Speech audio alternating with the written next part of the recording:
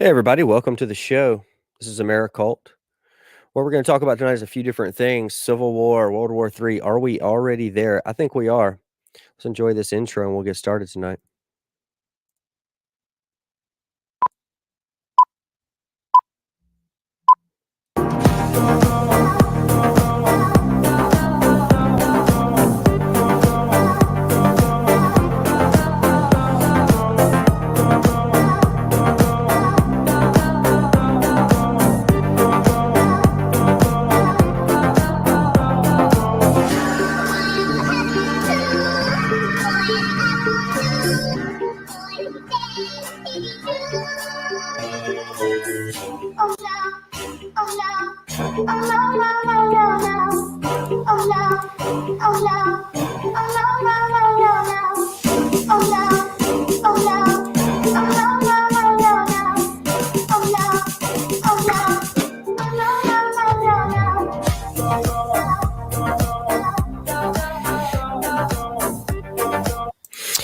Well, here we are again, everyone. And it's the same story, different generation, World War III, Civil War. Oh my God, we're already here. But this episode's a little bit more important than that. This episode is about the idea of a greater good. What does that mean, greater good? Does anybody ever think about that? What does greater good mean? Greater good is an idea or a concept that someone will sacrifice their integrity for a higher purpose. And I think we see that a lot on the left in the liberal agenda. It's something we struggle with in our country, and it's impeding on all the rights. I go to some of these group pages and I look and I try to understand things on different social media platforms, and it seems to me that this generation, this world we're in right now, is super, super brainwashed.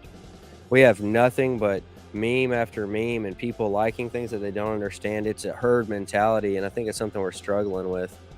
So the greater good, oh, the environment. You know, enjoying a little coffee tonight. The more I see that people turn away from the religion, they turn away from the things that matter, they end up having nothing. And I think we're seeing that in real time, where people are compelled to be part of something because they feel nothing, and a lot of times they actually get nothing out of it. They worship the government, they worship the establishment media, they worship it. That is their god. They have turned away from any kind of biblical teachings, any kind of spirituality, and they projected it into groupthink. If the group accepts it, we will too, is what they say. And it's sad. Recently this week they put out a new advertising PR campaign about the Little Mermaid. They turned the Little Mermaid black, and to me, I don't really see too many people saying anything negative about it, but they're acting like there's a big undertow. I mean, some people disliked it on YouTube. Okay, who cares? You guys, I mean, who cares? It's a PR stunt. If you don't watch Little Mermaid and you don't love it, you're racist. That's their new theme, and that's something we're gonna have to deal with from companies like Disney, who have realized that stirring up racial division, stirring up fake ideas about dislike of a cartoon retelling is gonna cause problems and make money.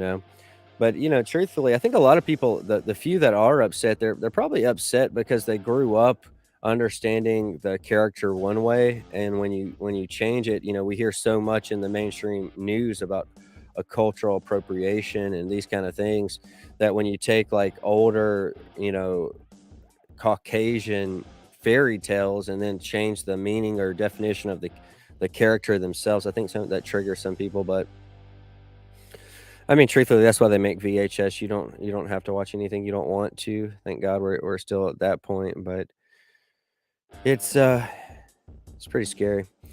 What's scary about it is, one day they're gonna look back, and I guess the idea is that they want to brand anything different to make money. Like if you're a Caucasian and you're not a racist person and you don't want people to think you are, you're willing to make that sacrifice, right? You're willing to say, "Hey, I'm excited about the new Ariel movie," right? Uh, it's crazy. So then they make money, right? But are we in World War III? Are we already there? That's what we're going to really be talking about. In my opinion, we are. They have a depopulation agenda that wants to wipe you off the earth. They want to cause you not to have any more children because it affects the outcome. It's harder to control you when there's so many of us, right? Hard to keep it all under tabs, even with the new AI. So how do they depopulate you? How do they do it? Well, they're not running around necessarily shooting people with guns in an army fashion. To be honest, if that was actually happening, I would say that we would be, as humans, would be winning the battle for humanity, but that's not happening. But there's still a war, so how are they attacking?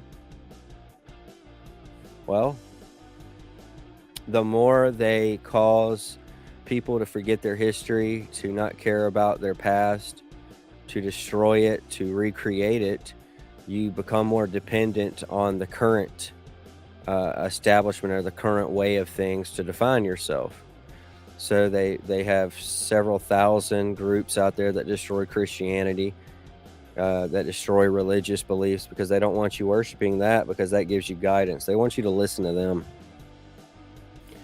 Another thing they're doing too is affecting the food supply. If you haven't noticed, things are more expensive. And you know, a long time ago they used to just call people fat. People need to go on a diet. Now they're telling you you're going to eat what we tell you when we tell you. And it's not there all the way, but it's making its way through government overreach. Is something we're going to experience in our lives, and it's going to get worse, I think. 2020 elections, midterms are rolling around, and you see, you know, the people claiming that the election is the safest elections there's ever been. 2020 was secure and safe, and if you question that, you get banned and removed. But odd enough, the Democrats are funding MAGA Republicans. So I guess their new message is going to be, if you're MAGA, you're the devil, and but at the same time they're giving them money. So isn't that the greater good? You see, it kind of comes back to that. The greater good. Well, we'll fund these Republicans, even though we don't believe in their message, even though we don't believe in their stance. We're going to fund them. And then once we fund them, they're going to lose because they have to, because they're bad. Interesting. If you challenge the election, you get removed from YouTube. The more people you have that follow you, that listen to you, the more people you're going to have to worry about, or the more likelihood you'll be removed. Thank God I'm very unpopular, or I'd have to be concerned. But my personal opinion is that the 2020 election was not as secure, and because it was fraudulent and people could recognize that the rules were being changed, stories were being censored, people rioted on January 6th. People like to say it's Donald Trump. Maybe it is, maybe it's not. I don't think it is. What I think happened is that people were aware of the cheating and they've had enough. And, you know, the more you dig into it, the more you realize that this cheating, in my opinion, might have been happening. People might have been suppressing stories for a long time. Not even counting the fact that you can't look into the Dominion voting machines and have a forensic audit of anything like that. And when I say audit, I don't mean recounting the votes again. I mean actually looking at the source code within Dominion voting machines and kind of getting an idea of what they do. So here we are, you know, the greater good.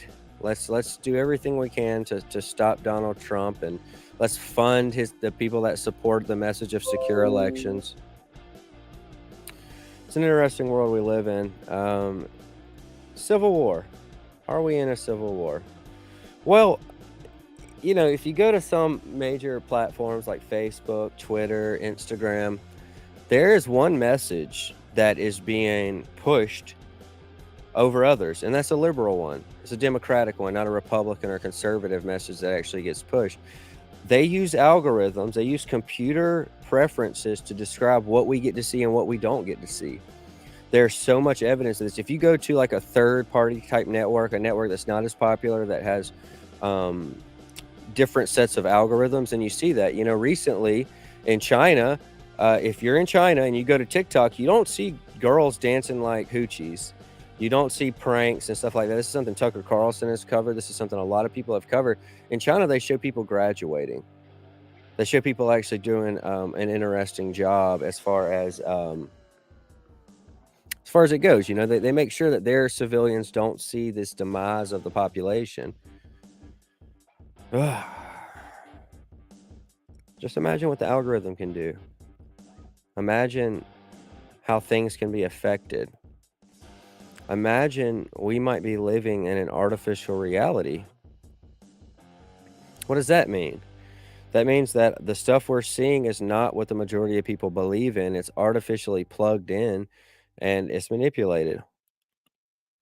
You think China lets people see the kind of garbage we have to see on our networks? These hoochies dancing around, lust, sin.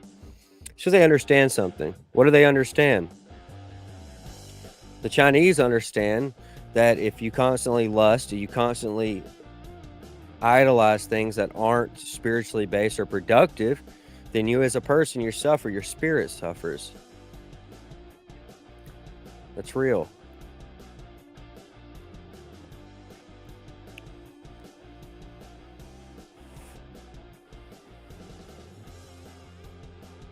It's real. People are so watered down, they're so oversaturated that they can't even think clear. Most people, instead of having to deal with the thoughts that this world is being corrupted, this world is being torn to shit, they are unwilling to try to challenge it. And it's because they're scared, it's because they're complicit, but oftentimes I struggle with trying to understand how to wake people up. Maybe I don't have the skill set for it. I mean, I can argue a good case, but how do you get someone who just doesn't care to pay attention when the battle of war is so subtle? If someone came tomorrow and just tried to take an army, came across the US and tried to take people's freedoms by force, yeah, there'd be an uprising. But what if it was subtle? And what if it wasn't an army? What if it was just policies? What if policies pushed us slowly into the brink of not having freedom? What if monetary policies did? What if the fact that we owe $30 trillion, one day it's going to be claimed and people aren't going to know what to do? They're going to want to blame somebody, but it's going to be so subtle you won't even know. Oftentimes I think about the depopulation agenda and how so many of my friends, so many of my extended family don't have kids. And you got to think this is like one of the first generations, maybe since the beginning of time, this has happened. But why does it happen? Well, when you watch things on the internet, your brain can't discern from this being the internet versus things you see in real life. What I'll try to explain it a little bit better. If you see people on the internet or on television, your brain interprets that as your village. We're not made to be on the internet. We're not made to have this mass communication. So what ends up happening is that when you have a village and you see somebody do something in your village, and if they get acknowledgement for it or appreciation for it, then people mimic that. People do those trends because that's something in your village, that's your culture. When you turn on the television, when you turn on the internet, and all you see is porn, lust, sin, you see people robbing each other, being ugly to each other for comedy. When you see these things that are harsh, that affects how you feel. And you can tell this by looking at, like, example, like fashion trends and how women consider themselves. Right now, if you turn on any kind of reality TV, you see women and people who have medical procedures done to make them look a certain way. You see all these things. And when you see that, it affects what you want to be. That's why we have so many women who feel insecure. That's why we have so many men that can't settle down. We have so many men that just want to keep looking, because when you go on your phone, when you go on your Facebook, when you go on your Instagram, when you go on anything, you've got a constant stream of new pictures, new perspectives of people, girls, guy. It never ends. So you have a lot of guys who can't settle down. You combine that with the lack of responsibility that everybody's experiencing in their lives, the fact that you don't mature at an earlier age because you're so saturated with video games and entertainment. They want to keep you so entertained you don't fight back. It's a hell of a concept. This is what a world war looks like. This is what a destruction of a country looks like in the 21st century. 2022, yeah, you could go in there with bombs, destroy a country, or you could just give them video games that are super entertaining, endless supply of porn. Hell, throw some weed in there so people can smoke the marijuana. And I'm not criticizing, I'm just saying this is another way to numb a person out where they're more complicit to things. You make a generation of cucks, beta males. Meanwhile, in major countries like China, maybe Russia, they don't do that. You know, Russia recently actually banned porn. They banned Pornhub, and Putin said, "Go out and meet somebody." That's a good move because it's easy to get complicit in sin. It's easy to find yourself satisfied with something you really wouldn't be happy with if you weren't saturated down with drug use. Some people are. Some people are unhappy with what they do, so they have to do drugs to try to maintain. That's the truth. On top of that, now this generation, you can't just maintain and be an opioid addict. You can't maintain and be a meth addict because one, all of it has fentanyl in it. And fentanyl is shipped from China, another tactic of the World War. You kill people subtly. Yeah, you could go in and bomb them, or you could just ship them drugs that'll kill them. Small percentage. Let's say fentanyl, let's say the number one cause of death in America right now between 18 and 40 is fentanyl. It's the number one killer. Not car wrecks, not gun accidents, not gunshots, gun violence, robberies, none of that. It is fentanyl. They send it to Mexico. Mexico has pharmaceutical grade equipment. I've talked to people who have been addicts of this. I've talked in depth with them. How did they get it? Who dealt it? You know how they get it? They order it from California. It comes in from Mexico. This stuff looks exactly like pharmaceutical drugs. You might think you're taking a Loratab. You might think you're taking a Xanax, but guess what? It's fentanyl. And the percentage for someone dying is overall, out of everybody who does it, the percentage probably isn't crazy high. But what the point is that it trims off people.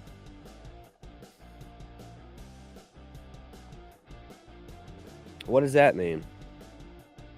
Well, believe it or not, it's a corporate thing. So when you kill an American through drug use, you ship in something that's going to kill them, they die. That's one less person working. That affects the GDP, that affects the economy. That's something people in China really are passionate about because we're passionate about winning too. We want the best economy. Well, all you have to do is just give the people drugs. Trust me, they have shipped drugs to other countries we have been in we have been in war with. Afghanistan had a huge drug problem. They shipped in drugs, Adderall. They shipped them in. When people were cutting Al Qaeda and ISIS, they were drug addicts. They were getting drugs sent to their country. They were abusing the hell out of them. And you know what Adderall and methamphetamines do to people? Makes them fucking mean. Makes them mean when they withdraw. It makes them mean when they're on it. It affects them. It raises your acidity level in your body. So these people are cruel when you're on them. The Germans in Nazi Germany, they were all on methamphetamines. They were all taking it. Look how cruel they were. So this is part of it, you know. On top of that, you have the destruction of people who feel insecure. So you turn on the television. You see these perfect examples of humans. You know, they've been operated on. They've been airbrushed with digital effects. When you see them and you can't connect or compete in your mind, some people are egotistical, or some people kind of ignore it or whatever, or have their own priorities. When you don't have that kind of stuff, when you have nothing to define yourself as, guess what? Incoming transgender, incoming homosexuality. And this isn't something that just happens. This is something that is scientifically studied. Look up the Universe 25 experiment by John Calhoun. He took mice and he put them in a secure enclosure. When he put the mice in this enclosure, he gave them infinite food, infinite water. Well, guess what? Their breeding went high and then it stopped and then they went in a decline. Even though they had infinite food and water, they were only limited by space.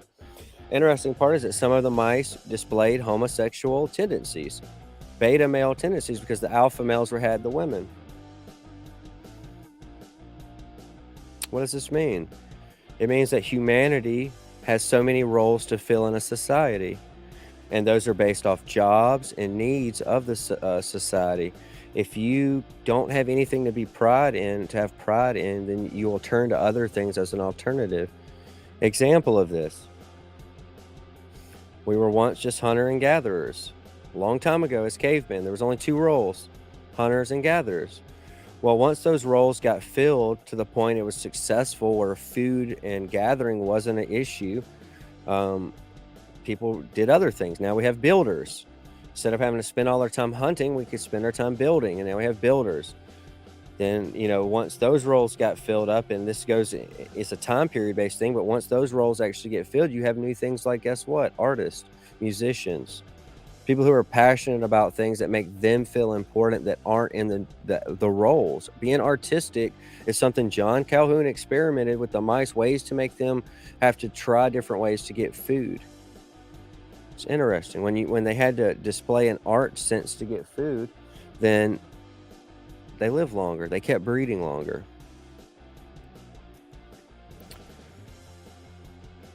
Something to think about. The society we live in right now is one where the roles are being destroyed. And they're being destroyed in several different ways. One, robotics, AI. Elon Musk claims to be a hero of humanity. In my opinion, he's just another one trying to bring in New World Order, but with like a techno gist to it. But it's a New World Order approach. Why? Well, he's creating a robot that is going to take away jobs from people. What are those people going to do when they have no purpose? They say, well, these are going to be jobs that are boring and that are dirty or maybe dangerous that no one wants to do. Well, that's not true. People are going to miss out on those opportunities to do things other people wouldn't, to make that money.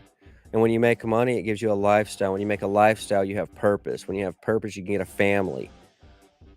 So really, it's a depopulation agenda just through a different aspect. We need roles. We need jobs. The more computers take over, which I think can be beneficial, but the more they take over, we're going to actually live in a situation where we don't have as many people around because of it. We don't need them, right? When you don't need them, you lose them.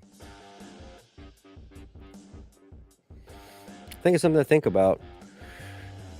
So John Calhoun's experiment, it had a couple of different phases in it. It started out on one phase and it rose up where the mice were breeding to a certain population. Then it went into the dive phase. And the dive phase is essentially when the mothers would stop caring for their offspring, and the mice failed to reproduce. And this was only in a few years. So it peaked up to like 3,000 and dropped off to nothing. So it's interesting.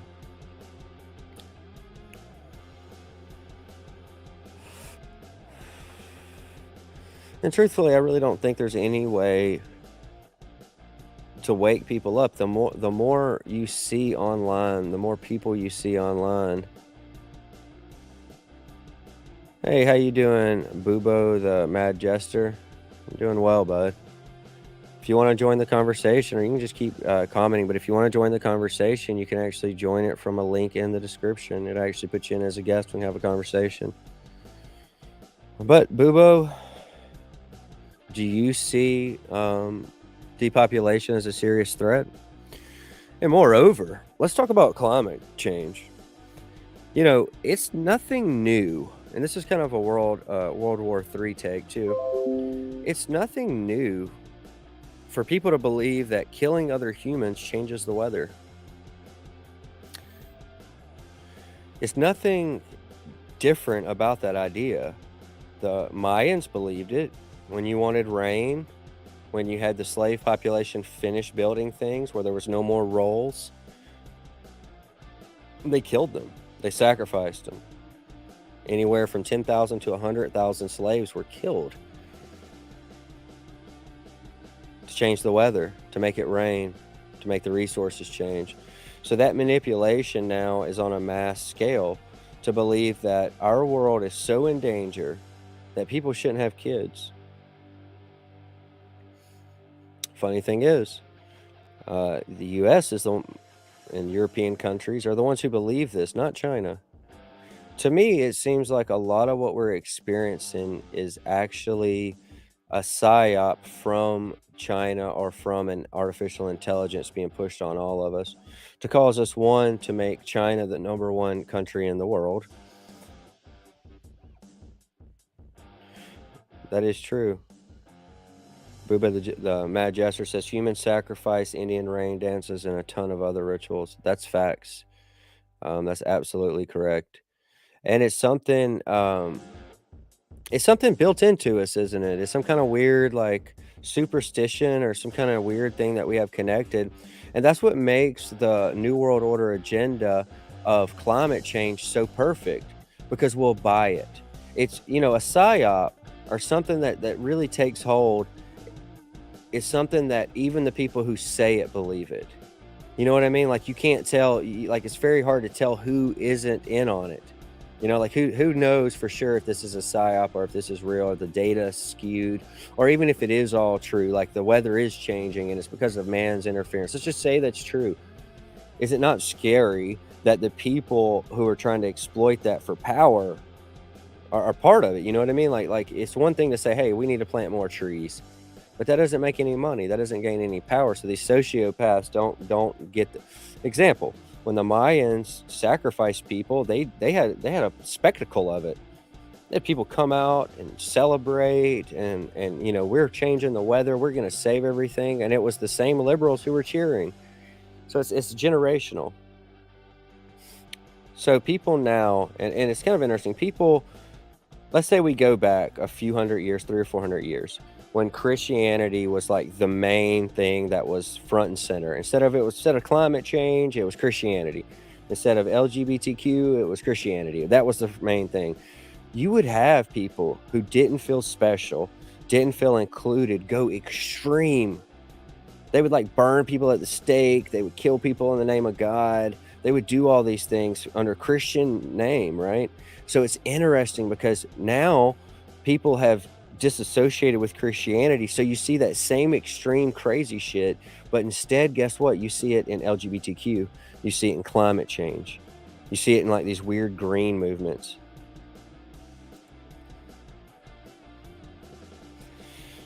Yeah, I think that's a good point. By default, eventually religion becomes a norm. It's pretty weird how if we can't figure something out, we thank God. That is true. But now if we can't figure anything out, we pray to the science that they'll figure it out, you know? And then the people who want that power have looked into the history of America and European history especially, or history of the world, and discovered these are little things that we can manipulate people with. Like think about this. You're reading about the Mayans, you're reading about the Aztecs. And you're reading about their different stuff, their culture, and you say, God, they actually sacrificed people because they thought they could make it rain.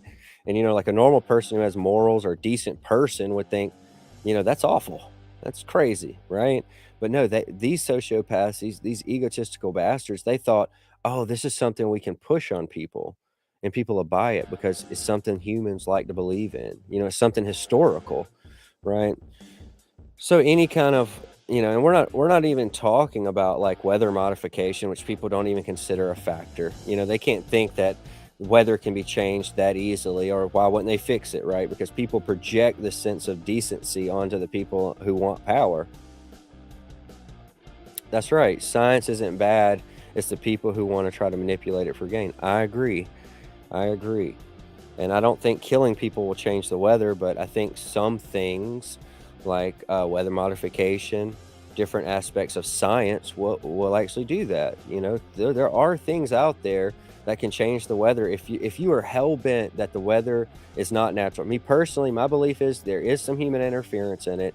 As far as pollution goes, there's a lot more as far as technology goes. People are manipulating the weather, and there's even more information that makes me feel like we go through giant global changes. We went through ice ages. We went through different times in history where the weather changed, and it's, in my opinion, is in some of the stuff I've read, is because the Earth wobbles and it has different times where it's closer and further away from the sun. It isn't a perfect elliptical around the sun. It actually moves and slides in and out, but that can be a factor too. So there's different aspects. You know, I think the lowest is probably mankind's involvement as far as pollution goes, that's probably pretty low. But then I think about weather modification and stuff like that. That's probably a higher factor of weather change. And then on top of that, the actual, the solar seasons that we experience. I think that might be a bigger factor. But you can't tell people that because it doesn't stick like the idea of killing each other to change the weather. You know what I mean? That's the gold of the psyop. Like you can't have the reasonable discussion with somebody who really believes climate change because they don't understand anything. They don't understand that aspect. You can't say, well, the weather is supposed to heat up a little bit, but as the solar cycle ends, we'll get back into another, situation, and these are some things we can do, you know. It's just a crazy world we live in. And I think people oftentimes, they want to be saved instead of kind of protecting. They're so afraid to be wrong. You know what I mean? Like they're like, well, at least we tried. How we've given up all our freedoms. We all run electric cars, which can be fully controlled by the government, can be shut down, can be turned off at any time. Actually, does cause a lot of pollution in the process of making lithium batteries. Also makes China a rich country. But hey, we tried. It makes sense. Electricity, it's better, right? Now we'll be tracked, we'll be controlled in every aspect. If there ever is a war by physical means, which I don't think there will be, I think they're going to take us out this way. But if there ever was, well, guess what? They'll just shut your cars off. You don't need it. Your electric grid is the main thing that powers everything. Instead of having to attack gas companies and oil rigs and gas reserves and gas stations, we'll just take out your power grid. You can't store electricity to charge cars. It has to be sent to you right then. You know what I mean? These places, these electrical plants, they have to be running all the time to do it. So you just take that out and it stops. It's not like gas. People can store that up, can save it. A little more dangerous for controlling people. This is the World War III. This is what modern warfare looks like. You kill the people through drug use, send them drugs, send them porn, send them entertainment where they won't pay attention, keep them happy, and eventually you'll have them under control. You'll have them ready to do exactly what they say. Yeah, it's pretty sad. It's a crazy world, but the only thing we can do is try.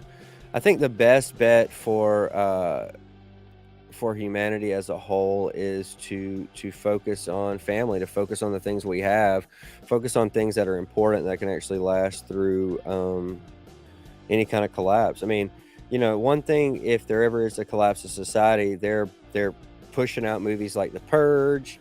They're pushing this garbage out left and right, and they expect us to battle and kill each other. But truthfully, if we all come together, they can't do that. We can work together. Hey, Bobo the Jester, thanks for joining the call. How are you doing tonight? I'm doing pretty good. How about you? I'm doing good. It's been an interesting day. Staying busy. Just thought I'd do a show tonight and get everything out on the table. Sounds good. Sounds good. So what's today's agenda? Just besides weather. Yeah, I like the weather aspect, but generally just kind of talking about different aspects of how Civil War and World War III a breakout. Are we already in it? Are we experiencing with this global pandemic that we experienced the start of something? I don't know. There's plenty with all this internet stuff going around. I'm not surprised if there would be a World War III. Yeah, and it kind of feels like a lot of information's coming out about our food supplies and the food chain being destroyed or corrupted or stopped or slowed down. But to me, it seems like just kind of a better way to get control of everything. It's kind of like, no one really knows how to control the food supply. So it's kind of like a give and take kind of thing, Well, I mean, regulations control the food supply a lot, though. Example: if you're a farmer and you have extra food, you're supposed to dump that stuff in certain states. You have to dump. It's pretty weird. Oh yeah, and that's on a policy. That's on the policy side of things. That's not even talking about, weather controlled problems or droughts or anything like that, or importing stuff from Russia even. That's just a horrible policy issue. You know, recently in California, that they're actually put on a water restriction. You know, but yet the golf courses are still beautiful. Rich Beverly Hills places, their grass is still beautiful green. So they pick and choose Yeah. who gets the plus. Yeah, are you surprised it's California? Or, well, let's all be honest here. No, honestly, I'm not. They have horrible policies, you know, Yeah, and they're good. There's conservatives over there too. You know, it's just not. It's in the northern part of the state. I keep hearing. yeah, it's weird. From what I hear, because I have a few friends in California over the internet, they say some of them have power outages because they have to save power. Some of them have so there's water restrictions at times. It's a whole shit show if I'm allowed to say that. Yeah, say whatever you want. It's freedom of speech. Thank But you. I tell you, you're absolutely right. And you know that kind of goes into the communism aspect. You know what I mean? Oh yeah. Controlling supplies so strongly, and people are afraid. And truthfully, they create those bad policies that create a need to control people. And a perfect example is, you know, I read that they requested that you keep your power or your air conditioner at 78, and you don't Mhm. charge your cars till 9 o'clock p.m. Ugh, 78. That's the best I can do is 75. 78's rough, you know, Yeah, that's rough. it's weird they create these policies, but you know, government is like that, isn't it? They have to create a problem to fill the void, and that's kind of the new policy we see across America, especially in liberal places, it seems. Oh yeah. Whether it's New York, California, or whatever part of the world, it's a shit show. It really Um, is. I listen to the news, like world type news, a lot, whether it be internet or world problems. It's become the biggest shit show of all. Um, I hear I heard in Germany. I'm not too sure how true this is. That they're well, it is true, but like you can't. The freedom of speech is being lowered every day. You know what I mean? Absolutely. Yeah, I mean, look at for example, if you question, and I say this on the show a lot, but if you question the 2020 elections in a factual way, like if you say this happened, this is what happened, it wasn't Right. legit or it was, they'll remove you. I mean, they call it misinformation. Oh yeah, definitely. People want if you say a certain group cheated or other shit, they'll remove you from YouTube officially too. I know Steven Crowder with Louder with I, Crowder, he got I was just removed. about to say that I'm in the Mud Club anyway, but Yeah, he has like an awesome show. God, he has an awesome show. yeah, David Lambdow is hilarious too. Yes, he is. Yes, he is.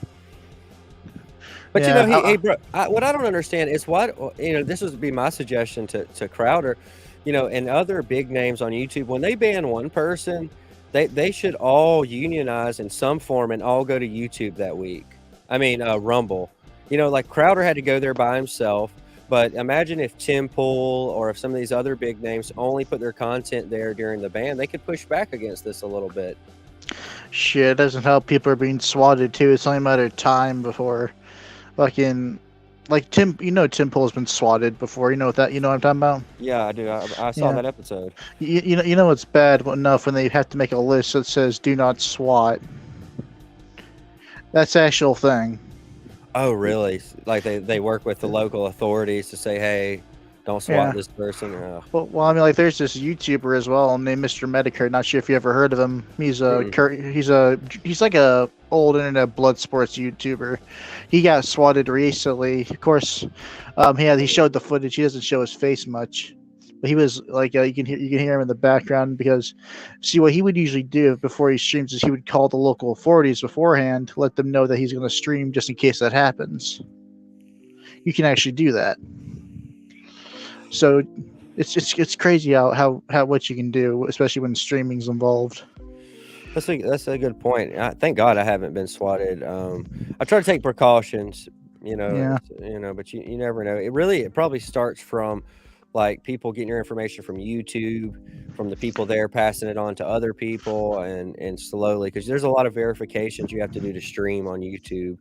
Um, And I would Yeah. imagine once you get more eyes on your show, this is a not low population show, but I do it every week. I just started on YouTube. See, I've been doing it about a year now on another network, but I started doing it on YouTube and Yeah. trying to play by the rules. But you just got to be honest about it. I have so much Honest, information. Go as ahead. I'm long as sorry. as long as you stay small and under the radar, you shouldn't be too much of a problem for them. Yeah, that's right. And Yeah. I try to do something different with the show where people can be a guest like yourself. And I think Yeah. eventually, once the show gets a little more popular, it'll be something more. I can have up to 10 people in a call at once. No, I don't think I would use that many, but Yeah, it's a that'd be fun. a bad idea. Yeah.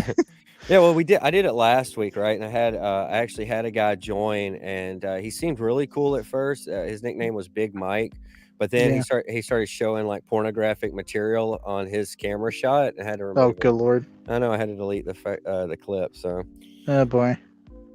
Yeah, it happens. It's been happening common around the stream yards. yeah, Like StreamYard's awesome. people will put pornographic material on that sort of thing. So you in the U.S.? Yeah, I'm near I'm up north now. I used to live in Florida. Okay, Florida's a nice place, but it's hot as hell down there. I'm glad I'm away from it. I'm up in Indiana now. It's much nicer. I actually had a good buddy of mine from Indiana years ago. It's you know what it is. It's like the accent is similar to Southern accents, but it's a little different, isn't it? Yeah. A little different. I come from the southern part of Florida, so it doesn't show anymore because most of the area I was in was kind of a ghetto area. But I used to have a very thick southern accent. I have a little bit of one, but over time, it's kind of especially with online gaming and stuff, you kind of pick up more of a group accent. Yeah. I don't know. People in my hometown, which was in Alabama, they actually are like, "Where are you from? Where are you from?" But theirs is really thick. Right. But I think a lot of the stuff we're dealing with now is going to get worse. I think the 2024 election coming up is going to be another example of some of the stuff we saw in 2020. Same tactics, the mainstream news lying, suppression of news stories. I mean, the fact that the Hunter Biden laptop was suppressed is something that's really scary. I mean, this is a major news story. Especially with Facebook and all that, like him and Mark Zuckerberg admitting that the FBI told him to suppress that. Right. And okay, so I have an episode on this, but here's where it gets interesting. So they told Mark, they said, "Hey, Mark, there might be some more Russian disinformation like before or happened before, basically." And it was if you remember in 2016, it was WikiLeaks. The number one viewed news source was WikiLeaks, and they were talking about Hillary's laptop. So I think that the FBI considers that information Russian disinformation. That was also before WikiLeaks. The guy who runs it got arrested. Yeah, I think he was in lockdown at that point in the embassy in what was it? Yeah, Ecuador? Ecuador. Yeah, the picture of it's actually kind of funny, but it's also kind of sad at the same time of him just like getting tackled. I remember him being dragged out. So where is he now? I don't ever hear anything about that. Couldn't tell you, man. For all we know, he's probably dead somewhere. Like if you try to expose Clint's or anything, from what I heard, you end up somewhere in the ocean. Yeah, there's definitely forces within our government that have taken they're serial, maybe not serial killers, but they're narcissists, sociopaths, and they cling to power. It's frightening. Yeah. I don't know if we'll be able to, I try to stay positive on these kind of things, but the more I'm exposed to how dumb people are, the more I'm convinced it's a scary day. I mean, you go on any major platform, Facebook, Twitter, YouTube, and people can say they're bots on there, and that might be true, but these people are brainwashed and they don't care. Yeah. I don't lean to any side. I'm more of a middleman because I don't like causing problems. It doesn't really like any side causes problems now, whether you're conservative or liberal, but either way, it's going to be a shit show. Yeah, I mean, I would say this 2016 to 2020, I think it was very entertaining. I saw people who didn't ever care about politics in their entire life. They were involved. They were trying to have their voice heard. And now, since that moment has passed, especially since January 6th, when everybody got called a terrorist Yeah. for essentially being a conservative, I've seen that number decline. And you combine that with Facebook suppressing people who have Right. different opinions, and it appears that people on the right are losing any kind of say so in the country. Yep. I mean, That's a scary thought. We're supposed to be a two-party system, not not one, because right. that's how dictatorships happen. Well, people should be able to have their voices heard, and Exactly. when you hear both sides, whether you agree with it or not, there's some things on the left I don't agree with, and some things I do. But whenever you have that all happening at once, you have a way to get a way to compromise with everybody. And I tell you an example. And people call Trump a hard right Republican. Really, he's kind of democratic in a lot of ways, but He you know, voted for Hillary in the 2008, or that's was it right. yeah, it was 2008 election. Right. So he has it. He has his preferences too. But Yeah. if you look at the Republican Party, generally people who consider themselves Republican in 2015, 2014, Uh, you had people who were like, no immigration. We don't want anybody new here. We have enough people. That hurts our jobs. Now, because of Trump coming in, he got people to kind of compromise back, where they say, well, we want immigration, but it has to be vetted. It has to be people who are here to actually do good and work and stay busy and not harm Americans or have foul intent. Right? That was the uh, compromise that open debate got us, and that's something I can buy into. You know what yeah. I mean? I can do that. Yeah, we can have. Yeah, let's have immigration across the country. That's great. Let's just make sure we know who we're bringing. That seems fair to me. Yeah, considering the fact you remember that event with the whole border jumping and all that. Yeah. Debate with there was people in MS-13, a bit dangerous gang at the time, still a dangerous gang. Let's be honest here, that were in in those groups. Oh boy. Well, right now we have cartels and people in California running stuff through California I'm sorry, from Mexico to California, and it's all coming from China. Yep. Every person they kill, and just so you know, I'm not sure of your age, but the number one killer for males in the U.S. right now, the number one thing that'll kill you if you're 18 to 42 is fentanyl. Yeah. That's insane. Yeah, I prefer weed over that. I'd rather not do fentanyl. Well, and that's what okay, so that's what I'm saying. When you smoke your weed, it could always be in there. Yeah. It could be put into that some way or another. Like, so I had a friend who went to rehab. Okay, he went to Mhm. this big rehab facility. He said people would come in, and they would basically come in. They would come in thinking they were addicted to one drug, but they'd be addicted to another. They thought they were on Loratabs and Xanax, but they were actually addicted to fentanyl. So this is something that is going across the country, where people who are taking what they think is something prescribed from a doctor, and they're abusing it. Um, Sorry so about that. uh, I actually pressed the back button on my phone. oh, you're good. Well, no, what I was saying though is that people are thinking they're addicted to like Loratabs and Xanax at this rehab facility. When they get Yeah. drug tested, when they do their entry into these rehabs, they actually have nothing but fentanyl in their system. So I talked to one of the guys there who ordered fentanyl. He actually dealt it, got in big trouble, and he went to rehab to try to get out of the trouble. Good kid. He was actually a good kid. He was real young, really Yeah. funny. But he said he would order it from California. Okay, and he would order like 50 fentanyl pills straight. But he said you can get them in any kind of form you want. You can get them Yeah. that they look like Loratabs. They have professional pharmaceutical grade presses in Mexico. Hmm. To me, that's an act of war. I don't, and thank God I'm not president, because if I was president, I would bomb those places in Mexico. They're killing like 300 people in America a day. Yep. Like, what? This is an act of war. I mean, I don't understand why people are it's like Congress drags their feet so hard, and it might be because they're suppressed with information. Like, they're only getting some information. They're not getting the guy in rehab's perspective on it. You know what I mean? You know where Congress is becoming. You ever heard of you remember the League of Nations back in World War II? No, tell me about it. Tell the viewers. Okay, so the League of Nations were a useless group that are basically our today's United Nations, which they're more useful than the League of Nations. The League of Nations were basically looking at Hitler. Hitler would be like, "I want that thing," looking at Austria, and they'd be like, "No, you can't have it." He'll grab it, and he'll be like, "Okay, you can have that thing, but you can't get the other thing." So it was basic. They're basically like parents trying to raise a spoiled brat. Right. Think of the League of Nations at that. They basically got dissolved in about, not sure how long it took them, but they didn't last very long. They were really dumb.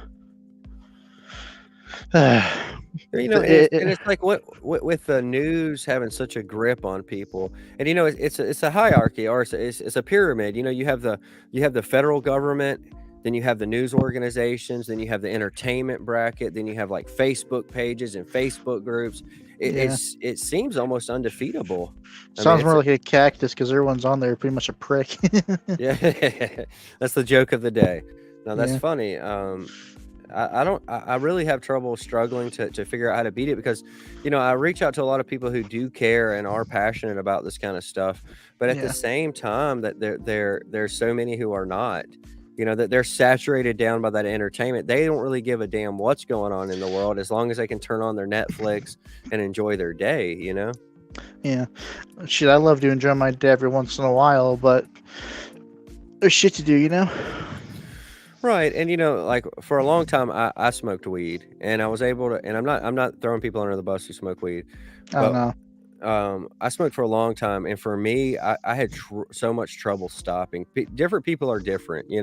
Some people it Yeah. doesn't affect them the same, but I use it as a big coping mechanism to make it through my day. And whenever I got away from it, I found that a lot of the stuff I was doing, trying to fight the system, I was actually participating in the system. Right. And I'm not saying that the government should be overthrown. I don't think that. I think that's kind of a revolutionary style, but I just think people should wake up and try to, we're so dumb. We're just so dumb. Like, I'll tell you an example. Roe v. Wade, they overturned it in the Supreme Court. Yeah. There's so much misinformation right now about what that means. Ugh, boy, You that's have, like a harsh. That's a tough subject too. It is in well, itself. Well, it is, but people don't understand that. People are like, "Oh, our choice has been taken away." But really, when it comes down to the states now, you have so much more choice on how your state can perform, and people think it's just banned, and it comes down to your state preference, which is what our founding fathers had envisioned, and Right. people are. I mean, I see ads running right now on television, and that's a talking point, and it's so like it's. Okay, so here's my perspective. Okay, just to throw this there, abortion. Okay, so you're letting people who all right. Let me just talk about my position. My position is I think that abortion should be legal up to a certain point, and Yeah. after that, only exemptions for like rape, incest, or motherly bodily harm. Okay, so like I think maybe 6 weeks is a little too shy, but somewhere around 6 to 8 weeks is probably the max I would. This is what I'll vote on if somebody Yeah. asks me what I'd like to vote for. And then after that, it would be a situation like somebody was molested by a parent and they're later in the pregnancy and they've looked at their options and that, they say, well, I don't want to do adoption. That this is just what's best for me now. Okay, I get that. I like that. Yeah. But what you have a lot of is you have people now misrepresenting the idea that a state can debate it and thinking that they're going to lose something. So people are losing this idea of freedom and voting and stuff like that. Anyway, so I see commercials that are talking about abortion and how certain people are trying to take that away, new governors and new congressmen and senators and stuff like that. So it's like an anti message to them.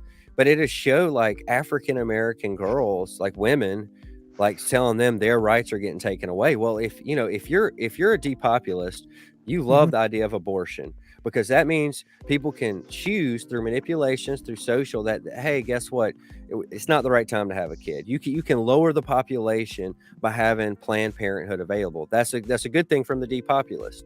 Yeah. Well, when you see the ads, it's always like African American women, like they're like really targeting them. So if you kind of pull back a perspective, they're basically saying, we don't want you to exist, and they're always like black women, and it's just like, God. And I don't think people realize the cosmetics of it, of how it really is.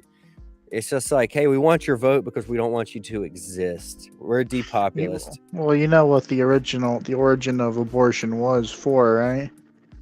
Yeah, to pick the weeds, the what was it, the shitty weeds of society, so flowers can bloom. I think that was her quote. Yeah, that's exactly what it was. Jesus, and you can't tell people that. They don't get it. They don't care. Yeah, I mean, like one set, like the way I see it, the two sides, how it goes. One going, my choice is gone. Then the other one's like, but my holy book. Right. I've seen the extremists or the far right side of it too, and yeah, I think there is some spirituality or morality to the decision. I mean, big time. But that being said, to take it away through all circumstances is crazy. I mean, just think about this. Here's my argument against the full ban. Okay, a man rapes a woman. She gets pregnant. He goes to jail he gets sentenced for 10 years. He serves 5. Right. Let's say he serves 8. So he gets out of jail and he wants parental rights. He wants visitation to his child. Well, the kid's only 8 years old. So now he can argue in court, well, I served my time. I did my time. I want visitation rights to my child. I mean, could you imagine that kind of legal circumstance? That's disgusting. And that should never be. And I think they're really out of touch with the majority of Americans. I think like 80% of Americans want a time limit that's fair and decent, but also exemptions in cases of emergencies. There was I watched something called Adonis Paul, who's some YouTuber who does late night stuff. Well, there was this thing he went over. There was this girl who lost her she was like maybe like 16, 15 at a time. She got I guess raped by a man by a man from the bar. Well, people aren't taking into account because the guy basically got parental rights to all parental rights to the kid. People aren't taking time to ask, why the fuck was this 15-year-old, 16-year-old in the bar in the first place? It was a all adult bar, adult only. If you look back at the papers, yet people aren't questioning that. They only see the problem beforehand is the guy having the baby. Right.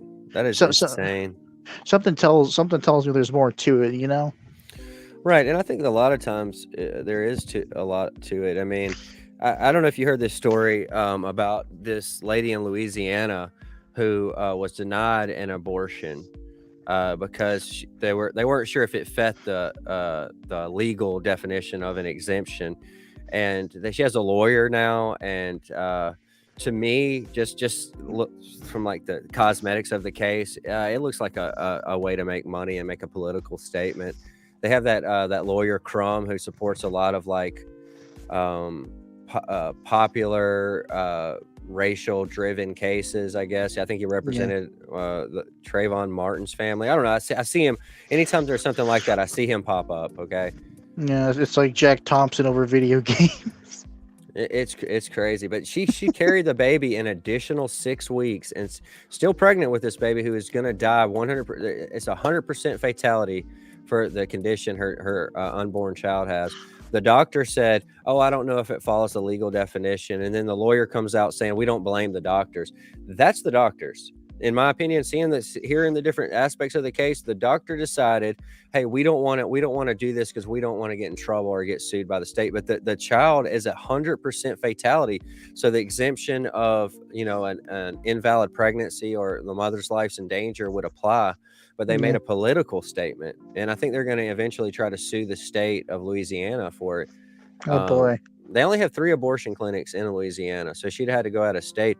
I mean, if it was me, and this is just my every choice like this is something very delicate and sensitive. If it was me and I knew the child was not going to make it 100% chance, the state doctors declined to perform, I would go out of state immediately. Right. Instead of getting a lawyer and getting everything in order and then waiting 6 more weeks, and it's just like it's kind of cruel if anybody's pressuring her and not getting this taken care of from another state. I mean, for financial gain, I don't know. It just really cringed me seeing it, and I felt sorry for the whole situation.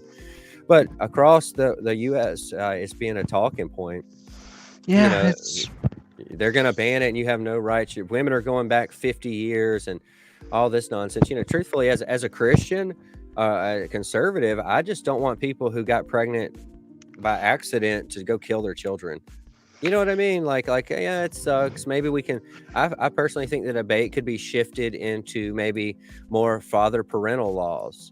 Like if you get pregnant and he doesn't want to be part of the family or isn't participating, and that makes you feel like you need to get an abortion, we need some stronger laws there to keep the men involved with their decisions. I mean, yeah, take some accountability, right? Accountability, right? I have trust me, I have family and friends who have dealt with stuff like that where the father figure doesn't want to be part of it, and it's been detrimental to the kids involved. Maybe we can talk about stronger laws, but just to say, well, I'm 6 months pregnant and I don't want to have the baby now because it's not working out with the father. That's not fair to the child. That's brutal. Yeah. To reply on you on that, as an atheistic centrist, I agree with you. Yeah, it's just harsh, isn't it? It's kind of like Roman-esque in a way, like when they used to throw babies who had like cleft lip over the edge of the mountain or whatever. Yeah, the Spartan babies. Yeah, the Spartan babies. It's kind of like that. And they've managed to switch it around, or at least attempt to spin it that it's racist to stop abortions, because black women have the highest chance of having complications during pregnancy and might need to have more abortions. So they tried to spin it back into a race-related issue when the perspective from the right was pretty simple, that this was made by a woman who wanted to kill black people. Yeah, it was Jesus Louise, it just gets worse and worse from there, huh? The stories. Yeah, it's pretty. If you look at history, the Democratic Party doesn't look good on a historical front. I mean, when slavery was around, there was no Republicans who owned slaves. It was all Democrats, believe it or not. And as racism went down, people switched parties. As it became less racist in the country, people switched to Republican. They started getting the idea that people should have their rights and freedoms like everybody else. And now we're into a situation, current time, where the Democratic Party is using race again. So people are switching. Right now you're racist if you're Republican. Sounds awful lot like projection. Well, it is. And, I see that so much from the liberal mindset, especially when it comes to I'm talking like far left liberal or not centralist, but people who say stuff like, the idea of reparations and the idea of these kind of things are some kind of guilt projection. They feel guilty because, in reality, probably their ancestors were part of the slave owner crowd, and are their feelings toward races is strong enough to want to try to change things now. I mean, me personally, somebody born in this time in a country this great, we all have opportunities, and there might be things that can be discussed and worked on, but to say, oh, this country is an evil country, it's a racist country, it's systematically racist, that is not true.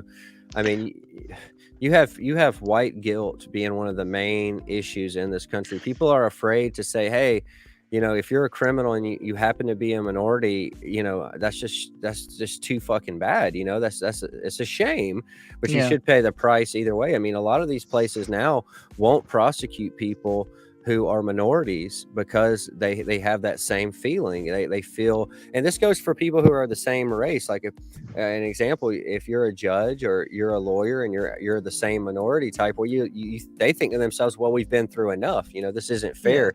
The police were too harsh on coming after this person, but really, in reality, people are dealing fentanyl now, and they're killing 300 people a day, and they're making a crap load of money from it.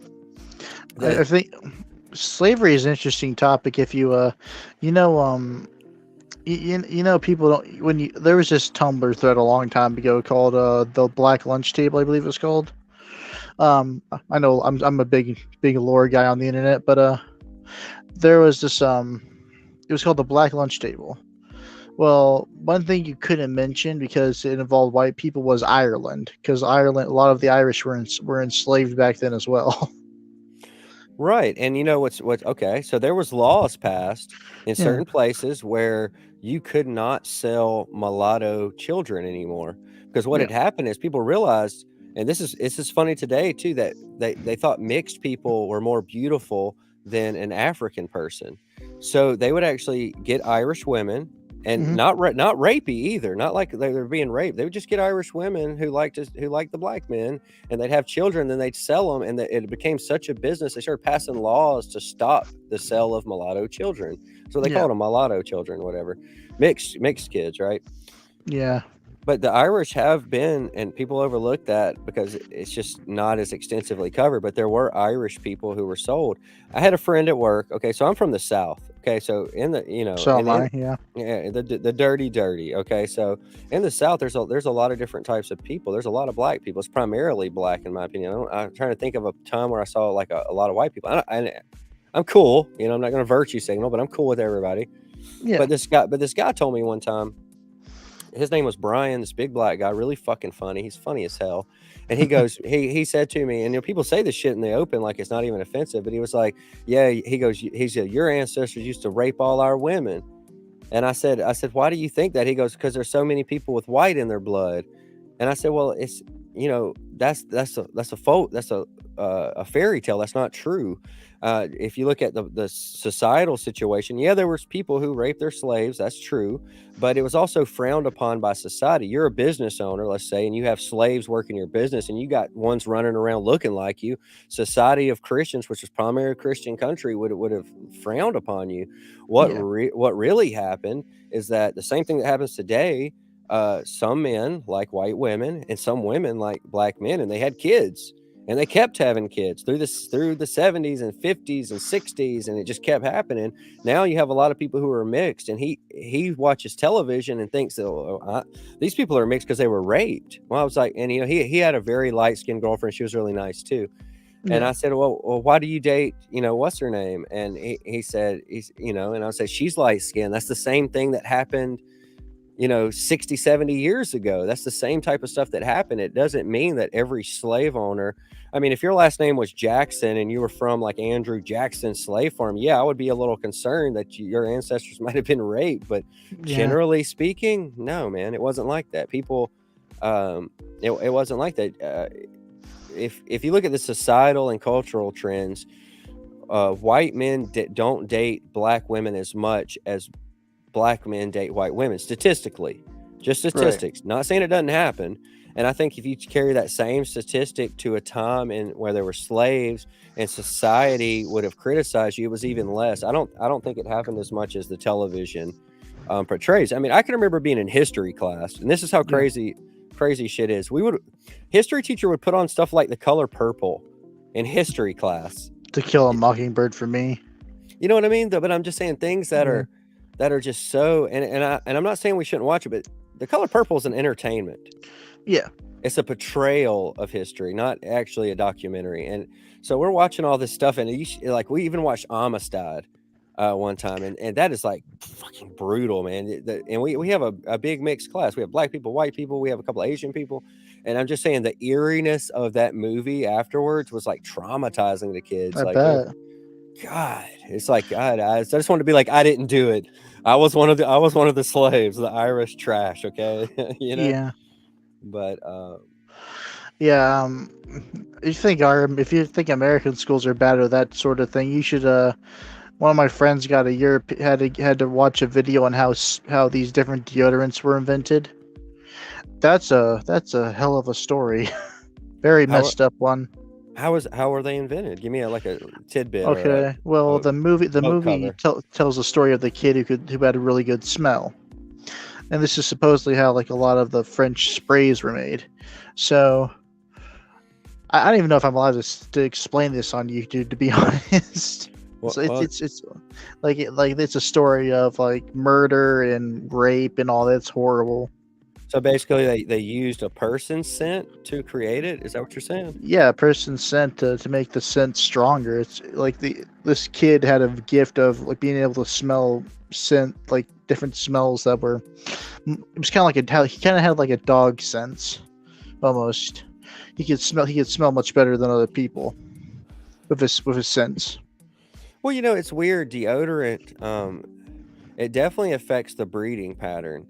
I mean that's a fact because, when you eat something or you have a poor diet or and I'm sure you know this, even with marijuana use, Yeah. your armpits smell different Oh when you s- God, when you yeah. yeah, they have a certain like it's kind of skunky, to be Hmm. honest. It smells like the weed.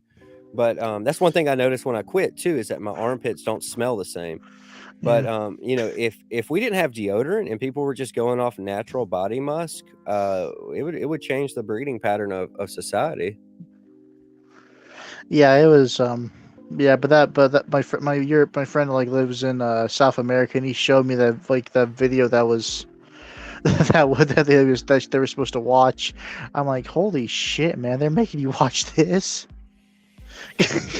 I think a lot of times, people wanna portray America as a country that, like, invented slavery, and truthfully, we're the country who ended it, and not just Slavery's been around since the beginning of time, almost. right, Like, right. gee, like it's been around since way before the Egyptians. That's for sure. Like, Well, and abortion too is it's interesting. If you go from a biblical perspective, Moses during that time, the Pharaoh actually told the midwives to kill the Jewish kids when they're born.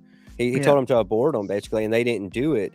But it's interesting that abortion and killing the offspring has always been here as well. right, Same with slavery. See, humans are capable of certain things. Now we're all slaves still, but the conditions of our slavery is more easily to cope with. Like you're not getting whipped necessarily, but you can be destructed by economical means. It's no right, it's no longer about being a farmer and making sure you have food. It's about going to the corporate agenda, which I think is probably as far as being a slave goes, this is probably the best time in history to be a corporate slave. You get health insurance through your company, you get benefits, you can learn more and produce more into the society. But that was the initial goal. And I think a lot of people see, at least in America, that it was the white person or the white man who was the initiator of slavery. Truthfully, it was a corporate setting with greed. You know right. what I mean? So you go to some like African countries, you go to Libya, there's slavery happening still, and Still it's this day. yeah, and especially after Gaddafi was killed. But Oh yeah, but you know, Gaddafi was a piece of shit anyway, to be honest. he was, and he had his character flaws. That's no joke, and maybe he didn't deserve to be in the power he was. But at the same time, there wasn't slavery. At the same time, there wasn't religious extremism. He actually hated that, and he had an all-female security guard. Wow, that's crazy. Yeah, a lot of people forget that he was actually very liberal in a lot of sense, and he gave up his nuclear weapons too. Remember that was the time that was after Iraq, and he Yeah. gave up his nuclear arms. He was going to start a gold dinar. Oh Uh, wow. yeah, and that was right before Hillary and the bunch got involved in creating a civil war. And that kind of goes to the subject of today, the Civil War. The people who have been proxy creating civil wars in other countries for the past 50 years, they've become really good at it. You create outrage by putting policies that a large percent of the population doesn't agree with, Hmm. right? And then you give extremists and radicalists weapons to enforce their revolution, and then you have civil war. I mean, here's an example. Gaddafi, right? His people were very modern. He had female security guards. He didn't like religious extremism, but guess what? His people who destroyed him were religious extremists who were armed by other Right. countries. No telling who. I don't want to say names, but probably some countries in the area. Yeah, it sounds about right. So, I mean, really, I think the way, because I struggle with trying to figure out how to defeat it, because you can't defeat it by fighting, because that's what they want you to do. They Yeah. want you to go out, get armed, and try to stop them, and that creates more controversy to be against you. Well, what you have to do is create communities, create friends who are on the opposite side of the political scale. So that way, even if stuff does get bad, or that thing that's like, well, I like the guy, we just disagree. And Right. I think that's the only way you can really for America to defeat this communist takeover. Because I see a lot of communism. I see that California is mimicking a lot of what China does, and it's for financial gain. Even our movies, like an example. Okay, when we create a movie in California, if we want to show it in China, it has certain rules they have to apply. Like demons and ghosts and stuff are portrayed differently in China, so there's certain rules on it. Anyway, long story short, to get Yeah. into that economy, they have to play by rules. So it's changing what we see. We're getting a different brand, a different type of movie produced, and even Marvel movies. One of the what movie was that? The Doctor Strange movie that they fired the director. He was going to make the first horror movie for the MCU. I don't know much about Marvel, so I couldn't tell you. Well, you're one of the few because the people worship it now, and that goes down to like the weather. Okay, so people have studied humans, and they said, oh well, humans will believe that if you kill people, it changes the weather. We can manipulate this for depopulist agendas. Also, humans love the idea of believing in elemental gods. Look at the Romans and Greeks and all them. They loved it. They loved Apollo. They loved Zeus. They love it. They worshipped it over Right. over real people like like biblical people or whatever. There is evidence that some of those people existed, and they wrote books about their life. People can argue they embellished some of the story or made it sound a certain way. That's fine, but it was events from their perspective. Exodus, Moses' story where he defeated the Pharaoh, that shit really did happen. He did defeat the Pharaoh, and he wrote a book about it, and they took a piece of that book and put it in the Bible. So there is reality there, but it's just how you want to interpret his metaphors and his meanings. Exodus is one. If you ever read anything in the Bible that is just crazy, Exodus is a good one because it talks about defeating an empire and how he did it, and it's mind blowing. I don't really have a religious values. Well, I do have some because I was raised in a Christian family, but I kind of lost my faith after Kenthoven. Well, it's like I went through I'll be honest with you, I went through many a years as an atheist. I mean, hardcore, dude. I've argued people to death, and then like something hit me one day, and it had to do with Exodus, but I realized something. I don't know what changed me. I watched Ron Paul, and he was such a Christian, and he wasn't a hypocrite. It just made me curious how I could bring real life into some of the teachings of the Bible. But I'll tell you an example, and this is something to think about. So Moses goes up to the Pharaoh, and he has a staff, and this staff can turn to a snake, right? So the sorcerers of the Pharaoh could do the same thing. It's a parlor trick, right? Yeah. You basically take a staff, you move around real quick, and boom, you throw out a snake. You got a snake running around. That's a trick. Okay, that's not the cool part. The cool part is that when the Pharaoh's sorcerers turned theirs to a snake, it wasn't actually Moses, it was actually his brother. But the Bible, people always think it's Moses who did this, but his brother comes up, and I think his name was Aaron. Yeah, Aaron was the body and the mouth, and Moses was the voice. So basically Moses told Aaron what to say and how to do it. So he goes up, the snake's out from the sorcerers. Well, Aaron does his trick and throws out a snake, but this snake is the one that eats other snakes, and he eats the sorcerer's snake. He goes over after it, devoured it. Everybody's watching. This is in the middle of like everything, right? This is you're trying to do what they called signs of thy God, which was signs that your God was the real true God. Anyway, so they're doing this in front of everybody. Then he picks up the snake who just ate the sorcerer's snake, does his stick, turns it back to a staff. Well, guess what?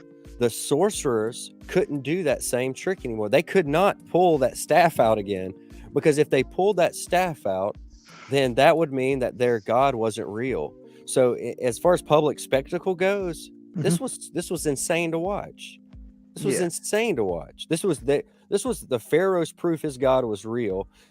Moses did the same proof, but this time he can't turn his staff back from snake to staff because I have both snakes in my pocket now. So I think like when you kind of pull back from the magic Harry Potter style of it all and kind of Hmm. see like what this impact did on society, it was insane. Just mind blowing. Alrighty. Hey, well, I gotta go. It's currently late here, and I have to get to bed. Well, it was good talking to you, man. I appreciate you joining the show. And just a reminder, I do a show every Saturday at 9 p.m. Eastern Standard Time. Uh, Sounds drop a, good, man. drop a follow and subscribe. And if you want to join again, we're going to do a different subject next week. Got some new footage on some stuff I wanted to show as far as some of these wild things on the internet. But yeah, join us next week if you want to, bud. I just might do that. Hey, it was good talking to you, man. Good too. Bye bye. Bye. So, like I said, if you ever want to look into anything that will really blow your mind in the Bible, the story of Exodus is such a good one.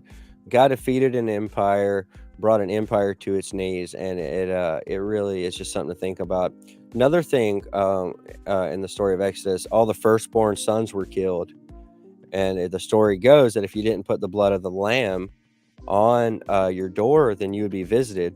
That's a metaphor. So in Egyptian culture, the eldest son, the firstborn son, always ate dinner first. So they would go to their wheat in these giant jars, and they would scoop off the top to feed the family, and the first scoop would always go to the first son. So the theory I have is that it was either poisoned or molded on the top layer, and the firstborn sons died. But if you ate lamb, your family would be protected. That's why it means put the lamb around the door, the blood, meaning that you ate lamb that night. Because if you slaughtered a lamb and you have a society where food is just not go to the grocery store, you're going to eat lamb that night.